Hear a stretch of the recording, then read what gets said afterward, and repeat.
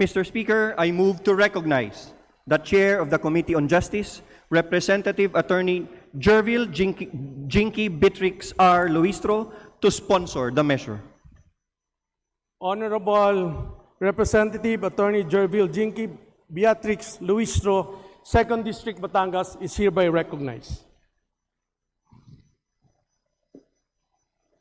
Mr. Speaker,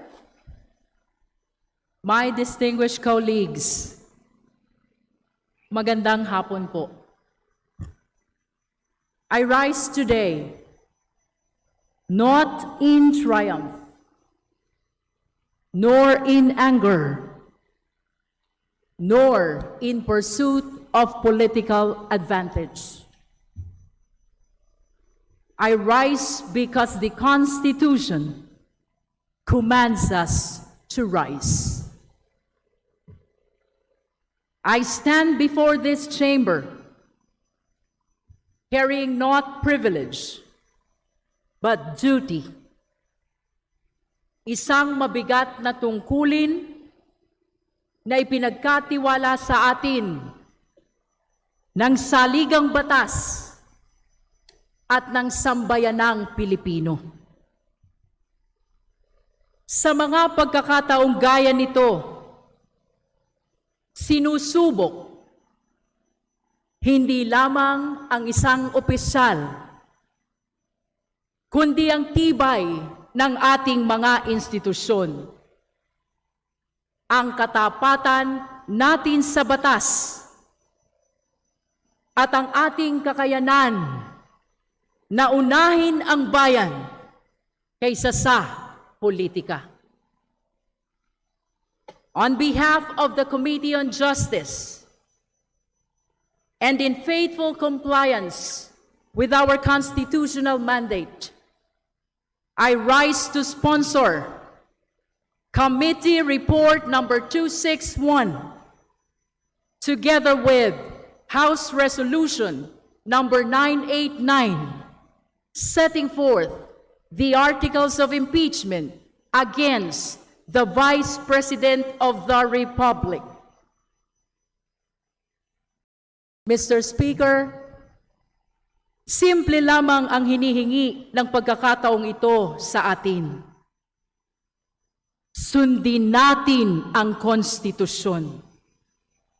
Nothing more, nothing less. Hindi po kami narito upang humatol ng pagkakasala. Hindi rin kami narito upang magparusa. Ang tanong lamang na nasa harap natin ngayon, may sapat bang dahilan upang ipagpatuloy ang paglilitis sa Senado? Iyan lamang po ang tanong. At iyan ang sagradong tungkulin na ipinapasa ngayon ng Committee on Justice sa buong kapulungan. Hawak po natin ngayon ang bunga ng mahabang proseso. Hindi ito nabuo sa isang gabi. Hindi ito produkto ng chismis, galit o sigaw sa social media. Committee Report, 52 pages. House Resolution, 18 pages. Articles of Impeachment, 23 pages. At lampas pa rito ay libu-libong pahina ng annexes, records, certifications, testimonya, financial documents, at deliberations na masusing pinag-aralan ng Committee on Justice. Bawat pahina ay may bigat.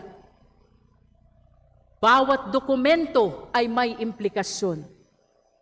Bawat testimonya ay may kaakibat na pananagutan. Nagawa na po ng Committee on Justice ang bahagi nito. We examined the evidence. We tested the arguments. We listened to every side. We placed everything on record. At ngayon, Ang desisyon ay nasa kamay na ng buong House of Representatives. Tayo ngayon ang haharap sa sambayanang Pilipino upang sagutin ang isang simpleng tanong. Kapag may mabigat na aligasyon laban sa isa sa pinakamataas na opisyal ng Republika, ano ang dapat gawin ng House of Representatives? Tumingin sa kabila, manahimik, o sundin ang konstitusyon? Nitong mga nakaraang araw, paulit-ulit nating narinig ang isang tanong. May numero ba tayo? Ilan daw ang boboto? Kaya ba ang 1/3 vote? May umatras na raw. May nag-withdraw na raw. Wala pang ang botohan. May bilang na agad ng mga sumusuko. Pero, Mr. Speaker, distinguished colleagues, iyan ba talaga ang pinakamahalagang tanong ngayon? Because if we remember, we already went through this process before. Noong nakaraang impeachment proceedings, mayroon ng sapat na numero.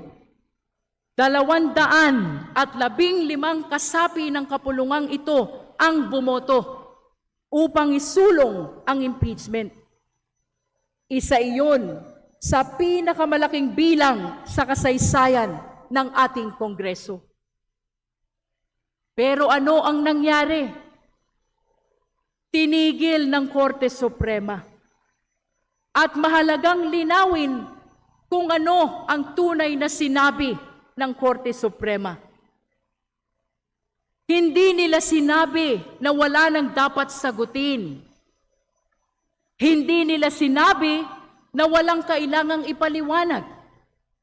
Hindi nila sinabi na bawal nang magkaroon muli ng impeachment proceedings.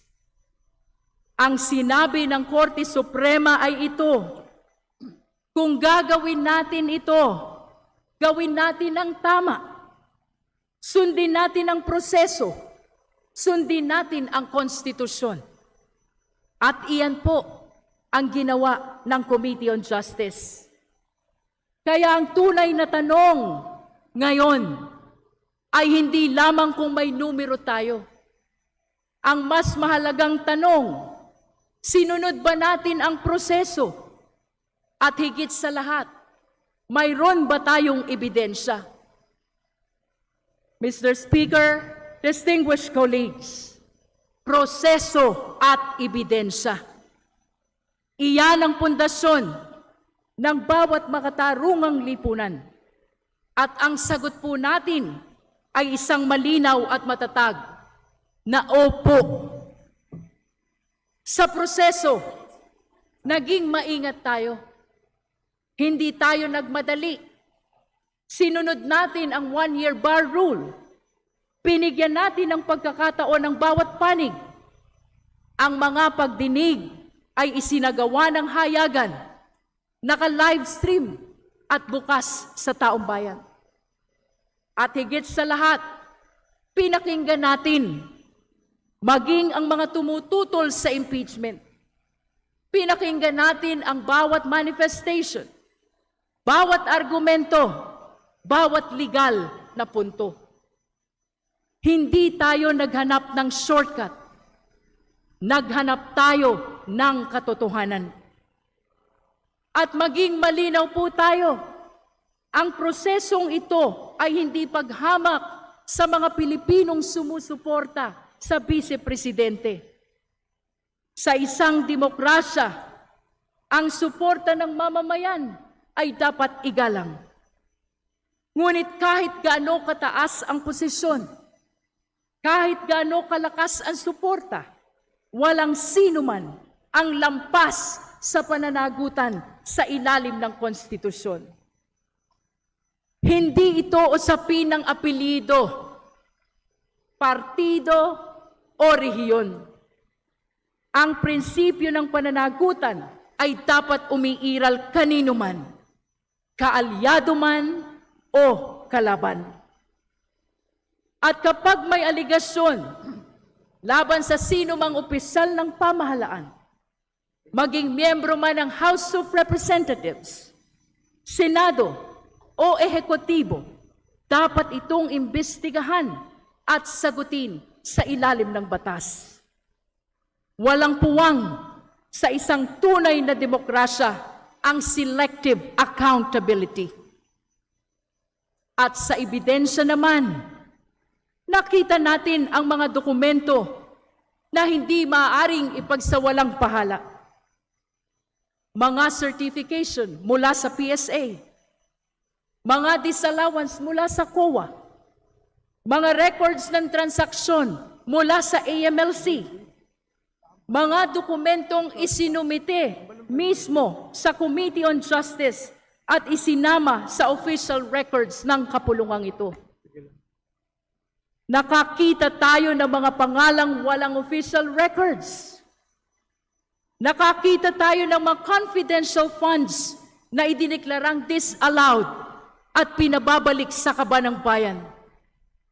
At nakita rin natin ang ulat na nagpapakita ng bilyong-bilyong piso ng inflow at outflow na mga transaksyon sa loob ng maraming taon.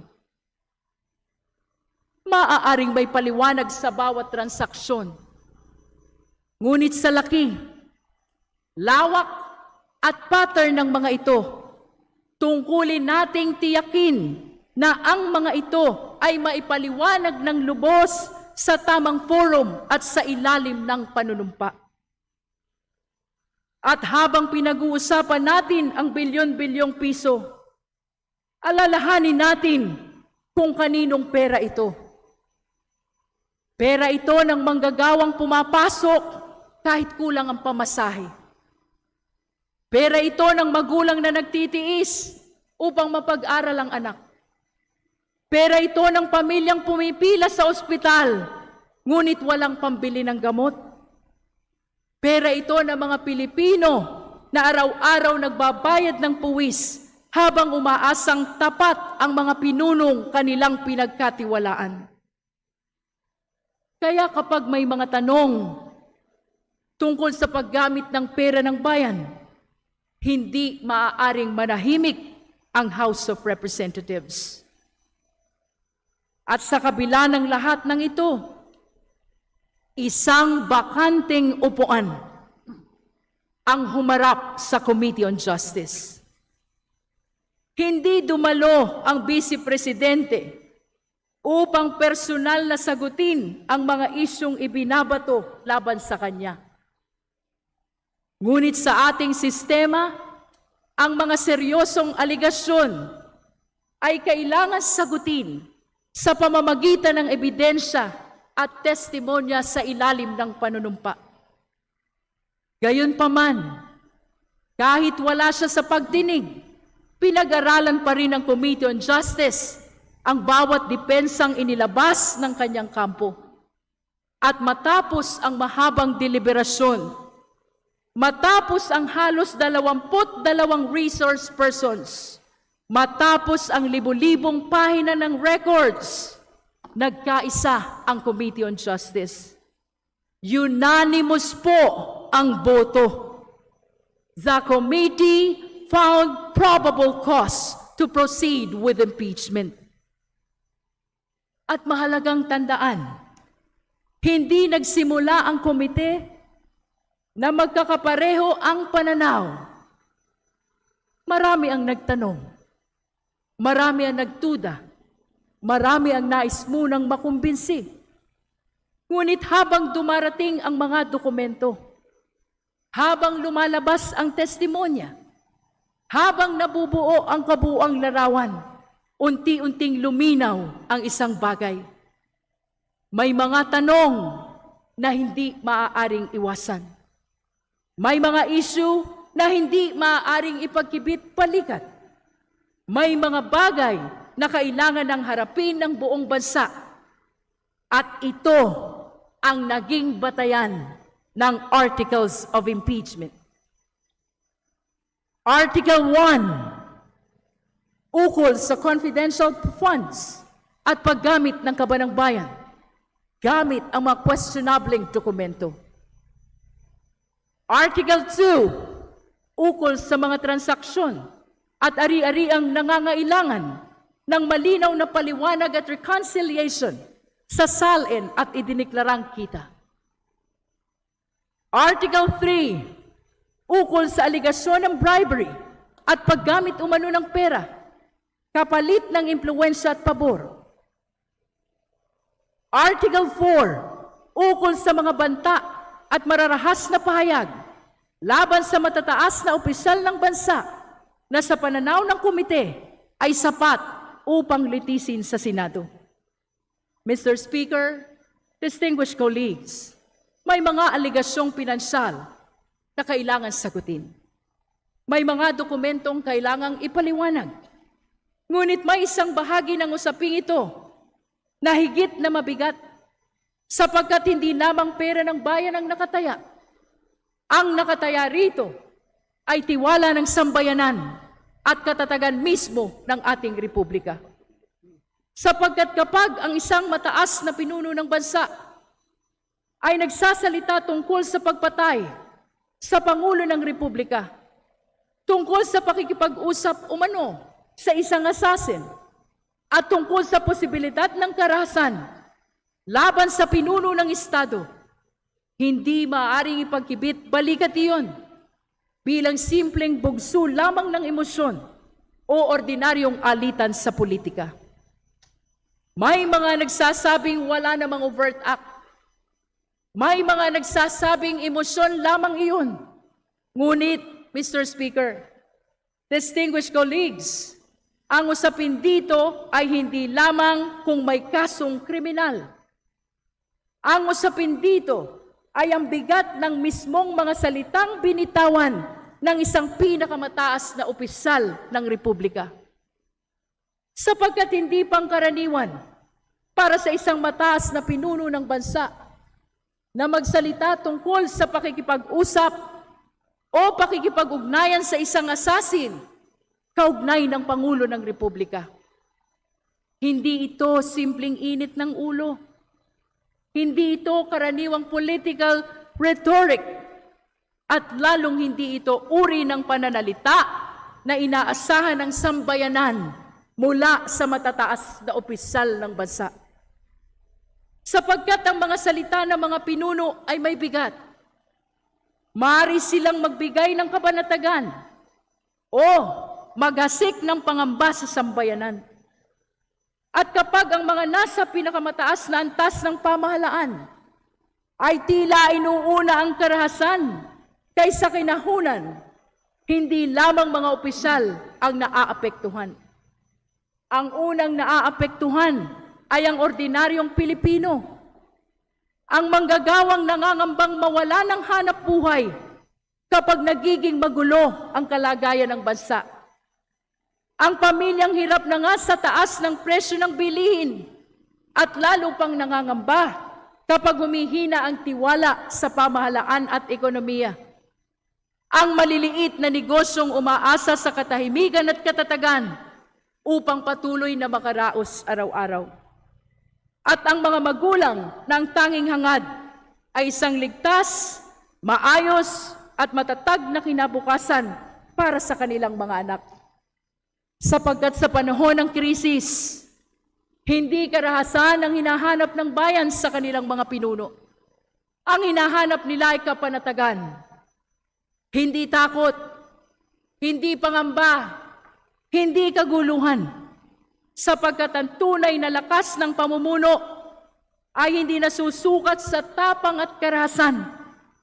Nasusukat ito sa kakayahang magbigay ng kaayusan, kapanatagan sa sambayanan, lalo sa panahon ng pangamba. At ito ngayon ang isa sa mga tanong na kailangang harapin ng sambayanang Pilipino. Anong uri ng asal, paghusga at pamumuno ang inaasahan natin mula sa mga pinunong pinagkakatiwalaan ng sambayanan? Mr. Speaker, distinguished colleagues, Ang mga articles of impeachment na nasa harap natin ngayon ay hindi simpleng political document. Ito ay salamin ng isang mas malaking tanong na bumabagabag sa sampayan ng Pilipino. Anong uri ng pamumuno ba ang karapat-dapat sa ating bansa? Sapagkat ang usapin dito ay hindi lamang legal. Ito ay moral, ito ay constitutional. At dahil moral at constitutional ang usapin, hindi maaring takasan ng alinmang institusyon ang tungkuling ito. At kapag may mabibigat na pagdududa tungkol sa paggamit ng pera ng bayan, tungkol sa katapatan sa SALN, tungkol sa asal at pananalita ng isang pinuno, hindi maaring manahimik ang House of Representatives. Hindi tayo maaaring magbulag-bulagan. Hindi tayo maaaring matakot. Hindi tayo maaaring maging kasabwat ng katahimikan. Mr. Speaker, distinguished colleagues, marahil ito ang isa sa pinakamabigat na boto na gagawin natin bilang mga halal na kinatawan ng bayan. Sapagkat ang pagboto natin ngayon ay hindi lamang tungkol sa isang tao. Ang pagboto natin ngayon ay tungkol sa uri ng republika na nais nating ipamana sa susunod na henerasyon. Kung mananaig ba ang pananagutan o ang takot? Kung mananaig ba ang katotohanan o ang ingay? Kung mananaig ba ang konstitusyon o ang kapangyarihan? At ngayon, balikan natin ang tanong na paulit-ulit nating naririnig. May numero ba tayo? Mr. Speaker, distinguished colleagues, opo, meron po tayong numero.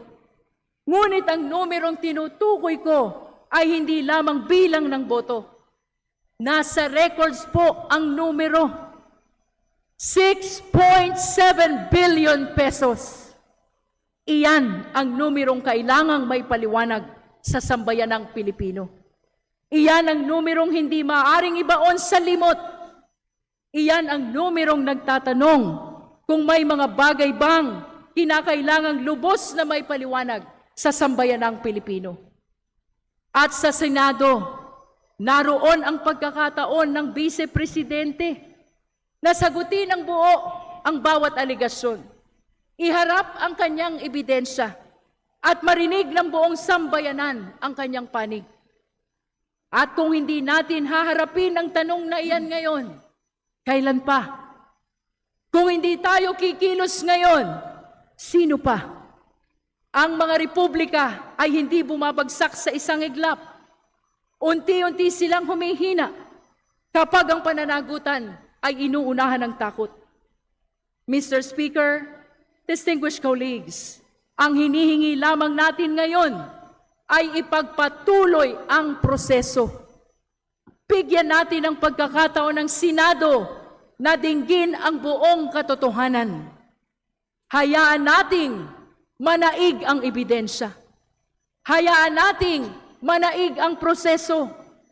Hayaan nating manaig ang konstitusyon. At sa huli, hayaan nating manaig ang bayan.